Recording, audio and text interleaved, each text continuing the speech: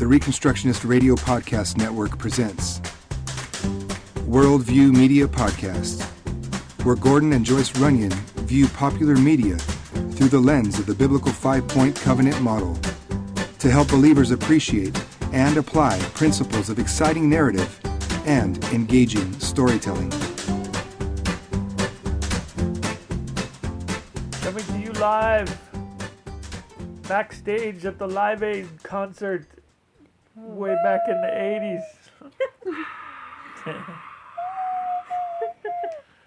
It's the Worldview Media Podcast, back in your life. Is that our new slogan? I like saying it a lot. I don't know if it's a slogan.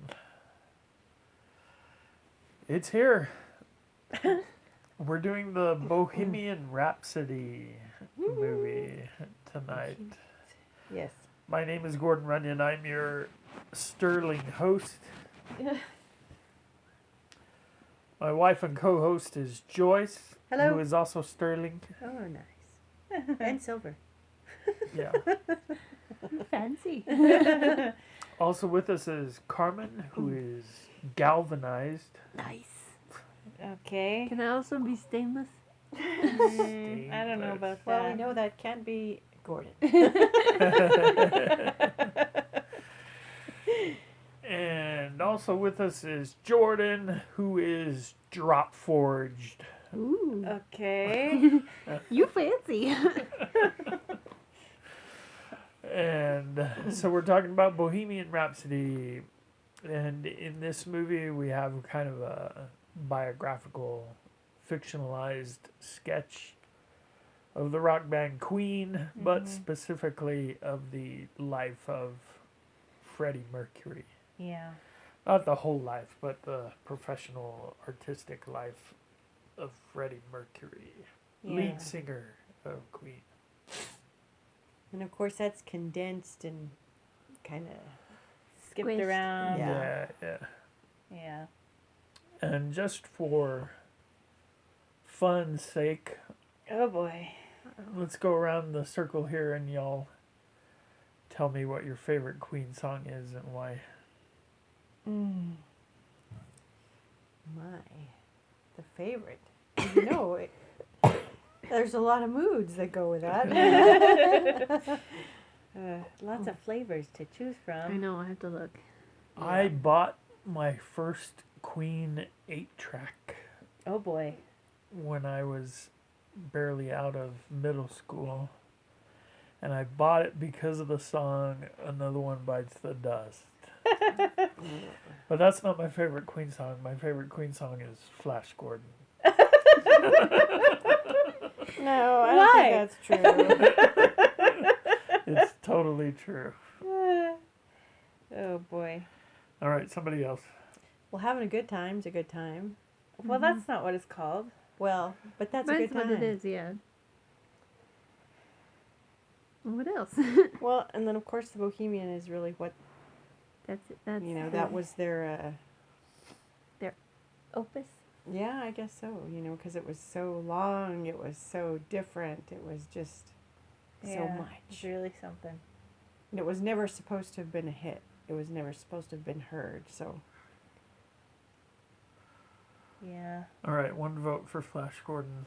Another vote for the Bohemian Rhapsody. What else? What's your vote, Jordan? I think I like. Oh boy, maybe hard. Somebody to Love. I was gonna say, That's a classic. I like that one a lot. I like the We Will Rock You is always a good one. Oh yeah. That's a good one. That's a good one too. Oof. I don't know. I also really like Keep Yourself Alive. Yeah. The song that I that was in this show that I got into after I saw the thing was that I Want to Break Free song. Oh yeah, that's a good one. So I just start singing that randomly to myself. And then the one that I saw, Now I'm There. Oh, Now I'm Here is Yeah, what Now that's I'm Here. called. Yeah, I like that one too. And then you're there. And then I'm there. But Nobody there's- can see There's me. so many, and I really like Killer Queen too. I think that's a Yeah. fun song. Well, you know, and I want to ride my bicycle. Which was not on any of these things, but And what's it's the a good one. Elvis sounding song? Crazy little thing. Crazy Little Thing Called Love. Yeah, that's a good one. Yeah, that is a good one. All right, so let's kind of talk about the movie. What did you think about the movie as a movie? Production values, acting, and story, and all that. Did you like it? I think it really did well at capturing a time, Yeah. you know, with the costuming and with the sets and with you know, Hair. the hair and just that. I think they got that pretty well. Okay. That sounds right. I'd agree with that. Not that I have, you know, vivid memories of that time. Of the 70s. The fading memories. Because I was just a wee child. Eh. Barely born. Yeah. I felt like you can't deny the acting job done by the guy who played Freddie Mercury. Yeah. Rami Malek. Rami Malek. Malek. Let's count the number of times Jordan corrects me in this podcast. How many times will you say it wrong? No, just in general.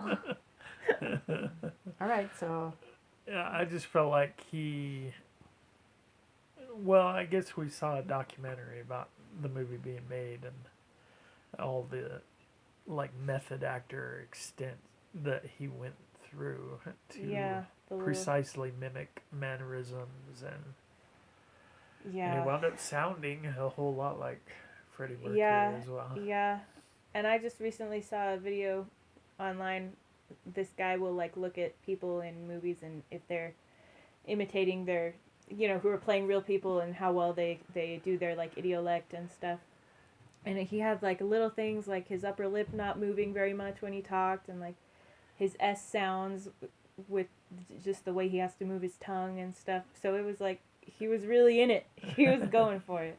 Well, But he did good. I think that's what I noticed the most about the movie. Like you can, I don't know if it's just me, but you can tell that this was something that they took very a lot seriously. of time. That there's a lot of care that's put into it, like the shots, the music, the choices, the editing, like everything in this movie works really well, I think, by itself, but then also with each other. Mm-hmm. You know, that you can have movies where a sequence will be really well shot, but then it doesn't kind of, it's like kind of shoehorned in, like, oh, we have to fit this in yeah, somehow. we have to have this big dramatic scene, and how do we do it, you know? But, I mean, they had multiple musical montages. Mm-hmm. Yeah. They had a concert in the middle of the movie, like, if you haven't seen it yet for some reason, the end half of the movie is just a concert, basically. And that none of that feels unnatural Yeah. while you're watching it. Mm-hmm. Like, I came back, I had to go to the gym, I came back and y'all were still watching the concert. I was like, you know, this is weird, we're just watching a concert, but, you know, when you go through the movie, it's, yeah, of course we're gonna watch the concert, you have to watch the You have concert. to see what You have to happens. see Yeah. it, you know, and it's really, and you can tell in the, like, documentaries and stuff, and just hearing them talk about all of it, that everybody involved with this movie seemed to be completely dedicated to, we have to get, All right. you know, Yeah. we Even have to the do the other Queen band members, they found guys that looked like them, and yeah, Yeah. that there and was, then those And actors they really invested a lot worked of hard. time and went on set and hung out with these Well, guys and and I talked to them. that speaks to the remaining members of Queen, because without them, I don't think this movie's possible. I It don't think certainly it's the wouldn't same be this caliber. movie. Yeah, Yeah. it wouldn't be the same caliber. And there was, you can tell there was a lot of love and care that went into this. Yeah. And I really think it's just it's a tribute to Freddie, Yeah. to say this man was more than the crazy front man that everybody thought of him, Yeah. and that there was more to him than the questionable lifestyle. There was more. mm-hmm. Yeah. Well, I have a question that I wanted to ask. Was this movie a musical? I don't really think it was. because in a musical the songs kind of are part of the plot, and Yeah, they like, actually yeah. they're the lines that people are saying at some point. But this, even though this wasn't a musical, I think it's clear that the music was a character. I mean, That makes sense. Yeah, I don't think I would call it a musical either, but I kind of like that idea of like the music kind of being its own entity in Yeah, the movie. I and, really- like taking on its own sort of life. I did and really stuff. feel that was true, that the music played a role. Yeah. You know, and then I also wondered. I imagine that the stories had to be true, but they told these stories about how particular songs came to be. Right. And I felt like since Queen band members were actually working on the movie, that those had to be real stories. Do you think so, or? I think there were some things that were pretty close for sure. Yeah. Yeah. I mean you can't. It's this movie isn't a documentary. It's just a movie. So like you have Yeah. to have a story and you have to Right. It can't just be here's what happened and stuff. But like I think that they found interesting things to highlight and really pull from. So, Yeah. Right. I wouldn't say so much that the music is a character, but I think for me, the way that I came across it was that Freddie was so much the music, and the music was so much of him that wasn't, I don't think you could do a movie about, Freddie Mercury without doing music. You can't do it. It's an extension. Yeah. Yeah. That's part of who he was as a person was his Yeah. music. Right. All right. So overall, what's your letter grade for this movie then? Oh, Jordan liked it enough to buy the DVD. Yeah, I sure did. And the soundtrack. And the soundtrack. But I got the soundtrack as a Christmas present for somebody else. Oh. And I liked it a lot. But yeah, I did. I liked it a lot. Oh boy. Yep. I would probably have to. I'd give it an A. I remember first seeing it and coming out and being like, "Oh my goodness!" And like, I don't know. It's not. I feel like we've always sort of been Queen people. Like Yeah. we've never been like hardcore Queen fans. Or Yeah, we anything. didn't like walk into the movie theater like, oh well, let's go see this movie about like this band. like it wasn't like I knew so much about Queen that like I could point out all the things that were wrong or anything like that. But I wasn't like a hardcore Queen fan. But like months after watching that movie, I was still like getting Queen videos recommended to me on YouTube because of all the stuff I'd done afterwards. So it was like super effective. Yeah, you went down in, the like, rabbit hole. Yeah, it really. I mean, in that way, good job, Queen. Well, I was seeing something interesting, and it's kind of it's a little related to you, not to Dad's question, but that there's some criticism about it that Queen didn't really get really big until Freddie died, and then like, oh no, this tragedy, and then you sell a lot because then the artist is gone, and so then they kind of like faded off again, and now the movie came back, and all of a sudden it's Queen. But I mean they've been around, and even if they haven't been as active in that time, I mean you can't say, oh well, you can't believe you guys didn't go on without Freddie. No, that's really. It's legit. Yeah, that's a legit thing. I mean, Yeah. if you're gonna stop, there's a reason. Yeah.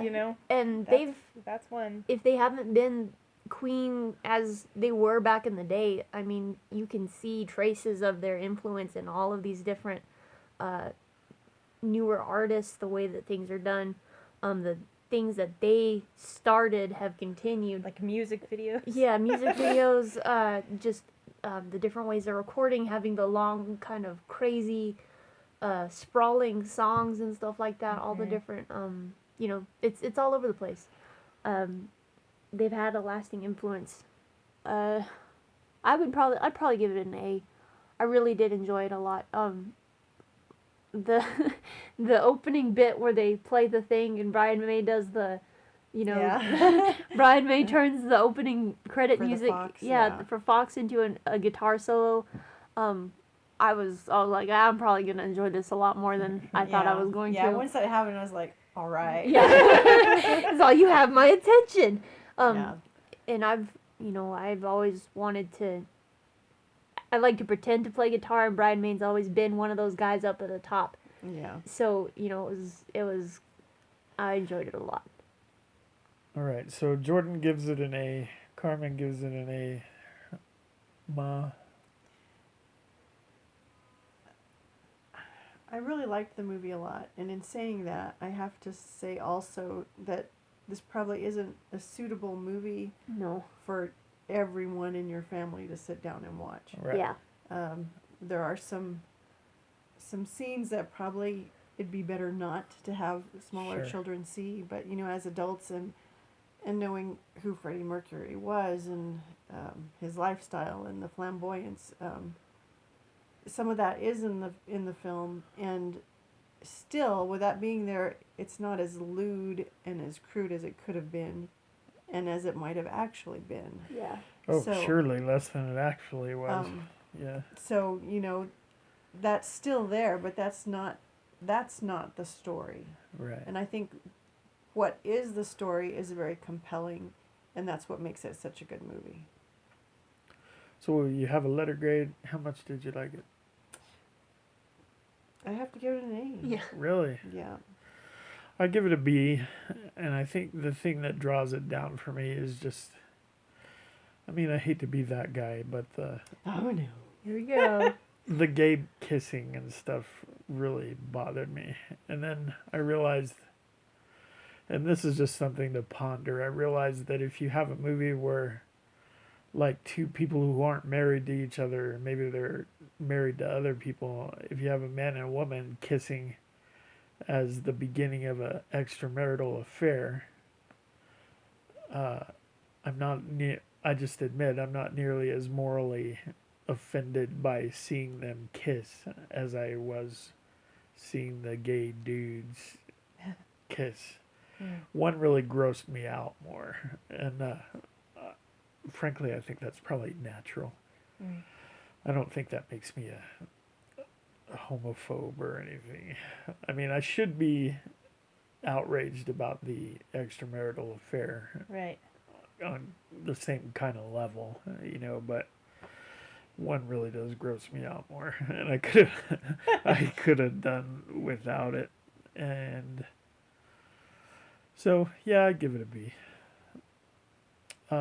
Our youngest team member isn't here, but when we first saw it, I remember just hearing Reagan talk about what really impressed her about the Freddie Mercury character was his confidence, Yeah. Mm-hmm.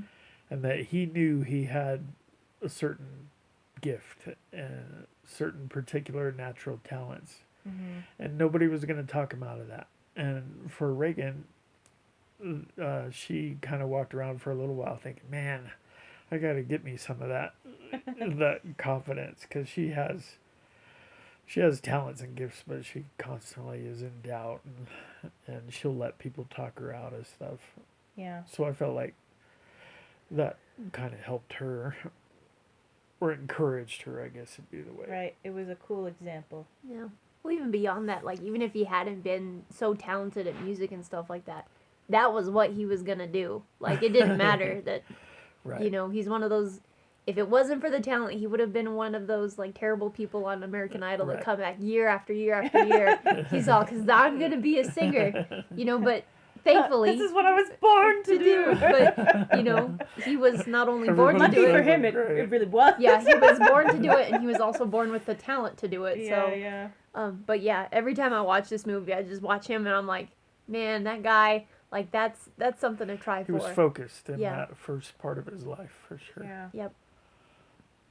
All right, anything else? Just kind of an overall? It did make me, I liked the movie, but I don't particularly, enjoy watching all of it. Because it actually makes me kind of sad. Like the whole, I'm getting choked up. I always get choked up when I start talking about feelings. This is why You don't ever do it, ever. I'm Optimus Prime. Optimus Prime. Okay, so, just to see him, there's parts of it that it looks like very lonely. Yeah. Oh, yeah. Yeah. really isolated. Well, and it's quite a juxtaposition to all the confidence that he had. That, Yeah. you know, And then you think that's about him why he on enjoyed. stage and Yeah, how that's. he, I think that's why he enjoyed being on stage, because he could be whoever he wanted to be, yeah. and he was accepted for that. Yeah. Well, and Carmen can't hardly talk out loud about it, but I remember after the first time we saw it, she was able to voice the fact that she was kind of upset at how often the people in his life really didn't care very much about him, and the closest people in his life, or the ones who claimed to be. And there were a lot of people that just took a great deal of advantage of him and left him kind of high and dry and isolated. Yeah, and nothing against like the Queen members. You can see them trying to Yeah. reach out and stuff like that, but He had his part to play. He was a bit of a jerk. And yeah. Yeah. Yes, he some drove of people away. some of Yeah, it is yeah. on him, but you know Yeah. that makes me sad to watch. And that's I don't know, but that's a thematic kind of mood that I think carries through the whole movie. Yeah. Yeah. Yeah, it sure was sad in that way, for sure. All right, anything else? Just in terms of a movie as a movie, I think we're done, and we'll come back and talk more thematic and worldview issues after this brief intermission. Commercial break. Who's our intro band? Is it you two? What? Oh, I don't know. They were coming down off but they didn't actually play before Queen did. Somebody else did. Oh, Okay. all But right. those actors that come down, they're dressed like you two. Okay, well don't listen to a U2 song, it'll take too long. All right, we'll be back right after this commercial break. Actually, it's not commercial. There will be no profit made from it. Non-commercial break. It's non-profit break. We are not Back in a hurrying. mo. The Reconstructionist Radio Podcast Network brings to you a complete lineup of podcasts where you will hear practical and tactical theology. Our desire is not simply that you consume our shows, but that you also live out your faith in every area of life. We can talk all day long about these things, but if we fail to put them into practice, then we fail as ambassadors of Jesus Christ, our King. Subscribe now to your favorite Reconstructionist Radio Podcast Network shows, or you can subscribe to the Reconstructionist Radio Master Feed, where all of the content we produce, including the audiobooks and audio articles, will pop up as soon as they are available. And don't forget to visit reconstructionistradio.com to volunteer as a narrator or to partner with this ministry financially. May the Holy Spirit stir you into action for Christ and His kingdom.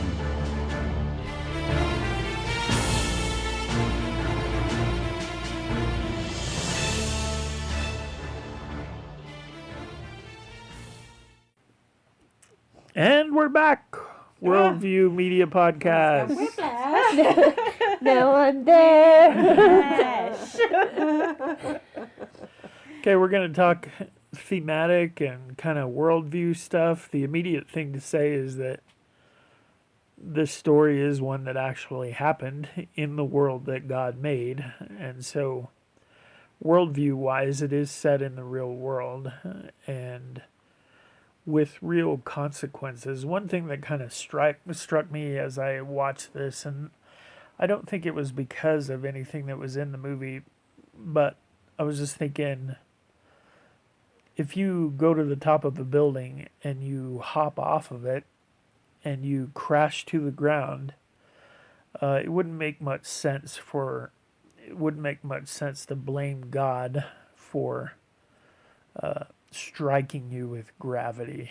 You know, that's just the world that God made. And if you act in blatant disregard of the sovereign God who made the world and sustains it, there are just going to be some consequences. And so if you do the sorts of things that Freddie Mercury did with the very high volume of sexual partners and homosexual activity, sodomy, and drug use, God isn't being mean to you when you come down with a condition that winds up destroying your body. You really have been warned, just like people warn you, don't jump off that building, you'll fall. And so I just think just like there are mathematical consequences that involve gravity,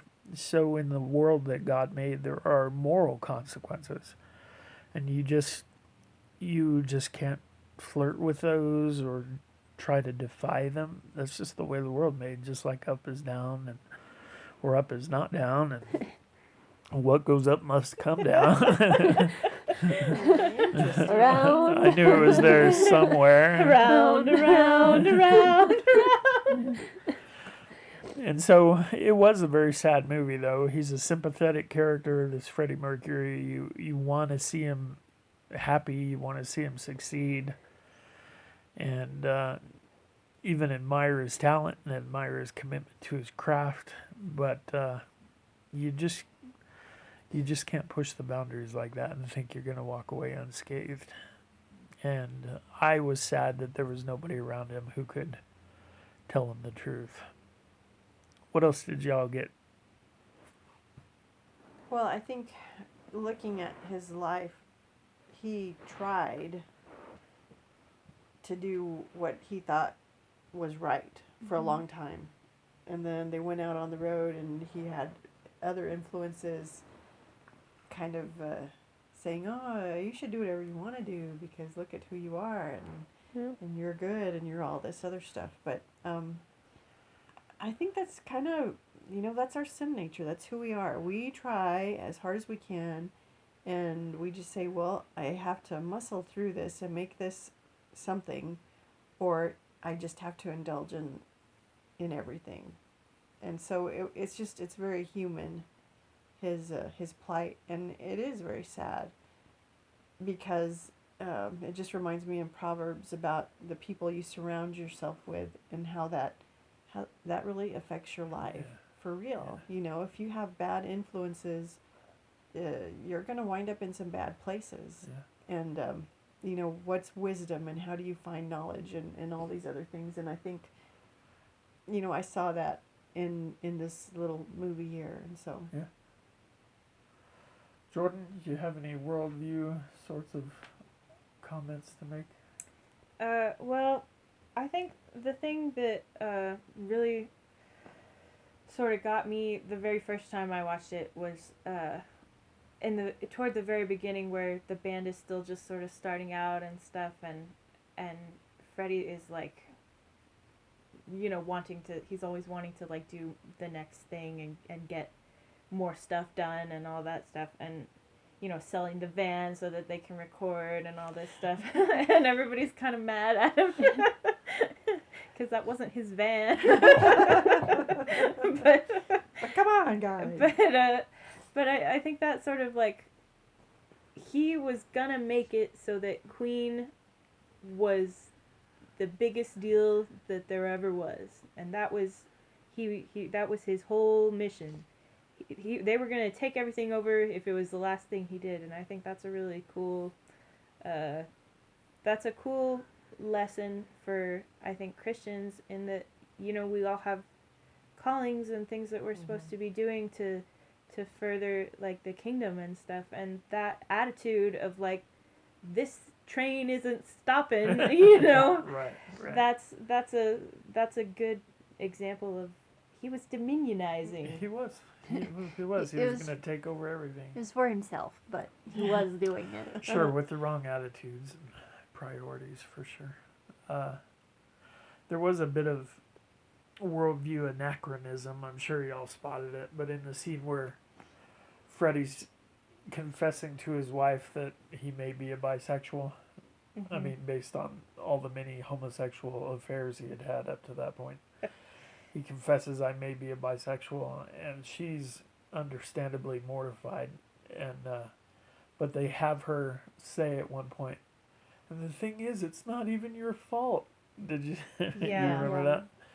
And nobody thought that way back when this was done. There was nobody who thought that way.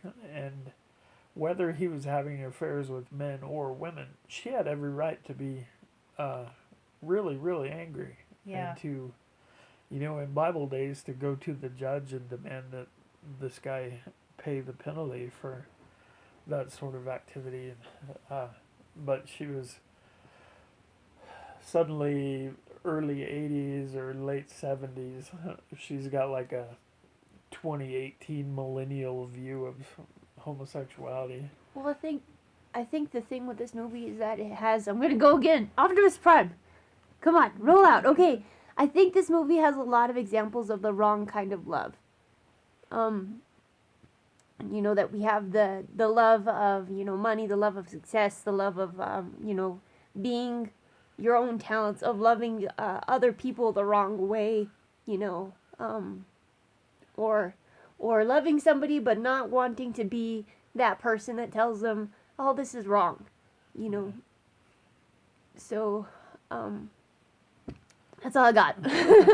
I have more, but I can't say it because I'm gonna be a crybaby. And the thing with the relationship with Mary, she was kind of like an anchor for him. Yeah. For a long time, and when that happened, and she really did care about him, and she loved him, and she couldn't remain there anymore because there was no future in that for her. There wasn't anything that she could see to move forward, and I think at that point in the movie, he really went off the deep end. Yeah. He didn't have anybody. Really? Yeah. He didn't have anybody anymore. No. And People started lying to him, whispering in his ear. Yeah. and he had nobody to sound anything off That's of. And right. I think Mary was more than just a girlfriend to him. She was kind of like his conscience, or Well, just whatever kept him solid. in real life, he considered her, like, they didn't, I don't think, ever actually got married, but he's quoted calling her like his common law wife, that she's it, Yeah. and that all of these other like lovers that he has, they ask him, They don't are we mean as, anything. are we as good as her, and he's all no. She's it, Yeah. and that even when he passed away, I think he gave the property to her. Yeah, So- that big house. And Yeah, that so stuff. all of his And stuff, the cats. yeah, And the cats. all of his stuff that he had, and I mean, he had his long term, like, I think his gay lover that Jim, he's at the end of the movie, he was with that guy When he died. When he died, But he didn't get any of that stuff. yeah, Mary got all of it. So she was super important to him. And she's still the only person in the world who knows where his ashes are and stuff. Yeah, She was important to him, but I think he was more important to him than she was. Yeah. And only at the end did he start to kind of understand that to be true. I think in the movie, the place where they portrayed that was after they split up romantically. He's out here having all these different gay affairs and stuff. Yeah. Apparently great numbers. But when she turns up with a boyfriend and she's pregnant, you could just see he was shattered. Yeah. He's And like he was so like, betrayed now. Betrayed? How could you do? And you're like, what? He's like, dude. you lost the right to be upset about that a Yeah. long time ago. Yeah. But he really believed that she existed for him, and there was, he brought a lot of his suffering on himself for darn sure. The other worldview thing that I had is that this movie kind of perpetuates the artistic stereotype that says that artists are necessarily kind of eccentric, goofy people who kind of purposely blow past all the boundaries and they have to live, not just think outside of the box, but they have to live outside of the box for the sake of creating their art. And this actually goes back to Plato and his bifurcation of the universe into a upper realm and a lower realm, and that's what Gnosticism came from, is this idea that truth and beauty and goodness and spirit and all that exist in the upper realm, and the lower realm is just everything fleshly and worldly. And so there developed this idea that the true artist is one who can faithfully in this world recreate the stuff from the upper world, and you have to do that by transcending earthly rules and just, not being bound by those things. So the true artist is one who figures out a way to be released from the conventions and the social mores, and you really have to be out there in order to hope to create this real art. And obviously that can't be the case. And I think that we need to fight for the idea that God is the standard of goodness and beauty and truth. Not some kind of undefined spirit world, but God himself.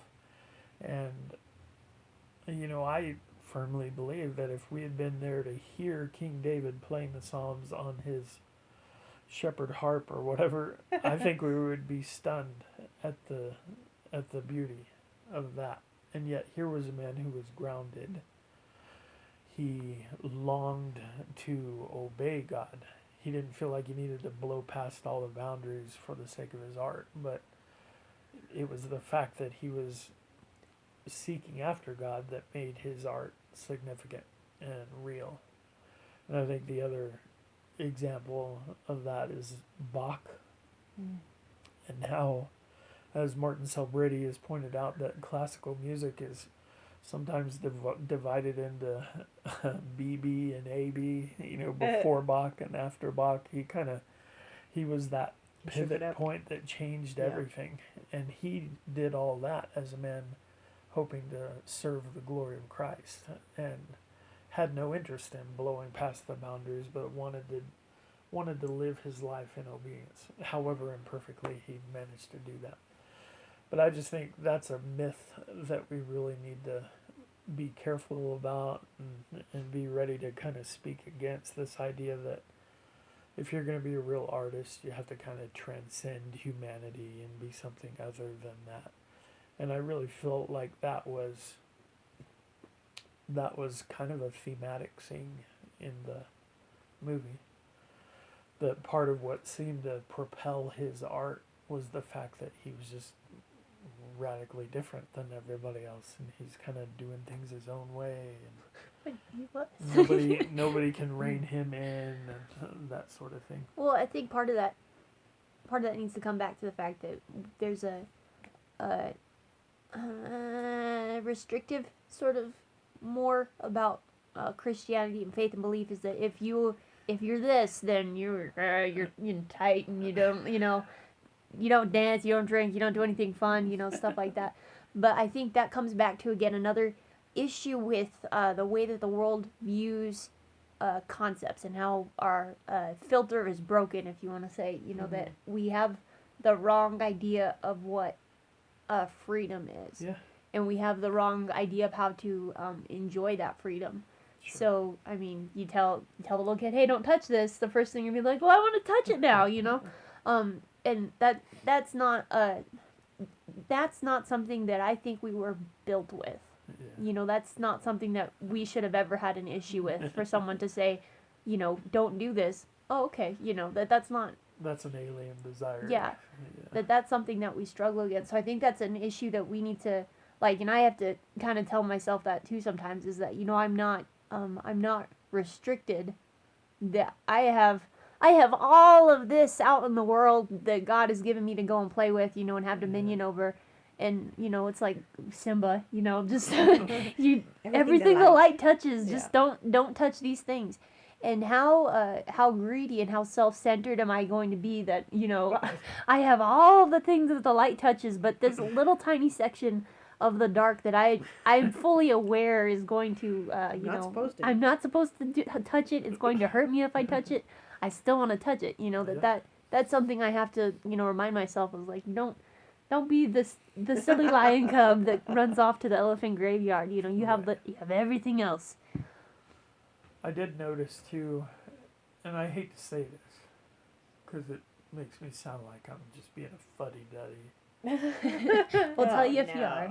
But I think after Live Aid was done, in the movie at least, that, and as they're leading up to it and stuff, I feel like Freddie Mercury was talking like this is how he's kind of maybe atoning for mistakes that he's made. He's going to go do this charity event and stuff. But I really think the movie makes it clear that charity was not on his mind.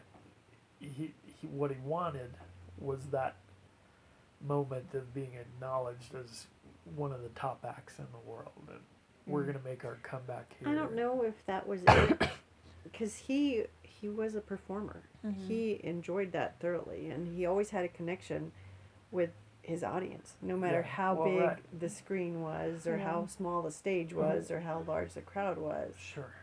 But I guess my point is, even if that was the motive, biggest crowd he's ever dealt with, and how much fun will that be?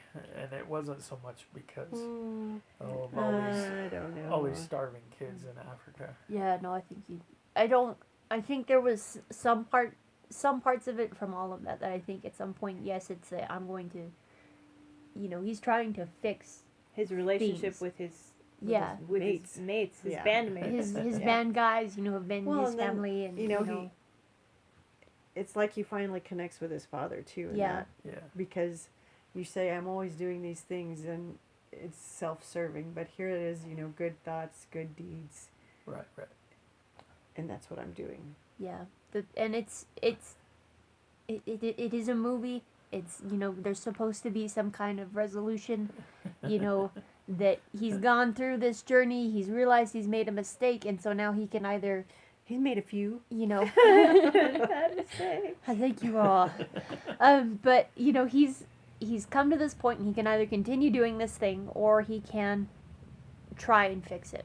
And Yeah, he just probably had no clue what and really fixing it would look narratively, it makes sense But that if you let it look all at just be this big The concert. music of Queen, I think there really is a shift Yeah. in what they're doing and what they're singing later, Really? as to opposed to what they were doing I don't know before. the music that well, I guess. I mean, I know all the standards. Yeah. Well, it's not the singles you got. Like, the singles are important, but you got to get in and touch those other songs, because uh, Seriously, that Flash Gordon soundtrack, the whole thing is important.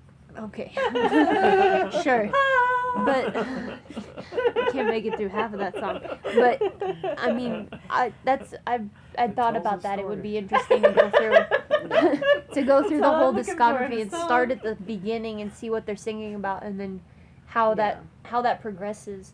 And I have bands that I've listened to like that. Like, if I find a band that I like, usually I'll go back to the start and try and listen to them all the way through current to see, Yeah. what's going on here. And you can see that in a lot of different groups, that this is what we started with, and these are the things that we talked about. We worked through these, and now we're talking about this, and now we're doing this. Well, I think my understanding is that Pink Floyd also had the idea that each album was going to be a story. Mm-hmm. And if all you did was listen to the album once, you might not get the connections. Each song was just kind of an anthology, of disconnected songs. But the more you listen, the more you realize, there's one story being told. Yeah. Mm. Well, Do you feel like that's the way it is with Queen's music, or not? like, I haven't listened to it yet, but regardless of whether or not you make a thematic album, I think if you're the one making the thing, that if hey, this is my thesis. Hang on, guys, I'm gonna sound smart. Okay, so when you're the one making the thing, what you put into it is based on your worldview, your experiences, your thoughts. So that's you in that thing. Yeah. And if you're writing a thing, like, say, if you're writing a book over a period of years, or a series over a period of years, you're gonna see the way that those views change, or the things that are gonna stay the same. And that's why we have ridiculous things like J.K. Rowling saying, "Oh, well, maybe Ron and Hermione shouldn't have been together," because she's through the time that she's gone through that has changed. Yeah. Whereas, Or a few years, Dumbledore. or Dumbledore, that all of these different things change. So the ways that we approach the world affects the way that we approach what we create and the Sure. media that we output. So regardless of whether or not you are intending to put a specific message into something, Yeah, right, it's still there. right. Which is why we have so many classes about literary analysis and about art analysis, Sure. and why people make so much money just to go in and look at a picture and write 500 words about, well, what does this color blue mean? Because regardless of whether or not you intend to put something into it, it's still there. Sure. So, and especially in something that is so, I would say, emotionally and personally motivated like music, I would say it's inevitable that you would be able to look at their music and see how that progresses, especially after something traumatic to a group like that, to have your main person not only go through an illness to this extent, but then also to pass away. I mean, the whole band was gone, so then for them to come back and to release new things, that's going to influence things in some way. Well, and thus the whole reason for the Worldview Media podcast. Yeah. We reject the idea that there's just surface level pure entertainment, that worldview makes it into everything. And we're kind of hoping that creative Christian people will become more acquainted with how to put that forward in a purposeful way that is not preachy. Maybe not even immediately noticed, All right, anything else before we wrap this up? I wish the other guys had been in it more. The other band guys. The other band guys. I thought they were great. Very funny. Yeah, I was watching them. I was like, I want more. I want more Roger. Well, and there are so more many Brian. crazy stories Yeah. that they didn't put in, just because you can't have can't do it. everything, Right. And that we're not. When you watch this movie, don't walk away and be like, oh, well, the rest of the members of Queen were angels and stuff like that. They've got some stuff themselves, They're not. But it's really cool to, you watch the movie and they're like, oh, well, look up Queen. Tell the lovely people some trivia about the members of Queen. Okay, so that whole thing about Roger and I'm in love with my car. He really wanted it to be the B-side to Bohemian Rhapsody, because Bohemian Rhapsody was going to be the single, and so the B-side, the sales, because all these things. They go together. They go together. And so, but even if you don't listen to it. But Freddie didn't want it to be the B-side because nobody liked that song. He hated it. Yeah. Freddie hated that song, but everybody did. And so Roger locked himself in a kitchen cupboard, and he wouldn't come out until Freddie agreed to put it on the B-side. Mm-hmm. And then That's funny. Brian May is he mentions it in the thing that, oh, you're a He's an astrophysicist. He's Dr. Brian May. yeah, he's officially Dr. Right, Brian right. May, that he's Harold. got all Dr. sorts Brian of stuff. Harold May. He's written papers about astrophysics. I mean, he was involved in different NASA projects where they're sending stuff out there, and Crazy. And it's like, imagine being a little NASA guy and there's Brian May. What? Yeah. Flays you out into space on the Red Special, Oh boy. But that was all. I wanted more Roger. I wanted more Yeah. Brian. I wanted more Diggy. But the movie was about Freddie. Yeah. All right. And I think really, there wouldn't have been... There wouldn't have been a movie without Freddie. Yeah. There wouldn't have been Queen. Yeah. All right. I confess that when I was younger, I never got that Queen might have been a sexual reference Oh. or had any gay thing to do. I didn't know. Shows how stupid I am. You were just sheltered. I was. All right. Anyway, thanks for listening to Worldview Media. We'll be back next time with more good stuff. Until then, Something else. We are the champions. Dominionize. Not until then, we are the champions. We should be. We are anything but the champions. No! We are the losers. Turn it off! Hey, that's the wrong attitude, isn't it? How are we supposed to dominionize like that?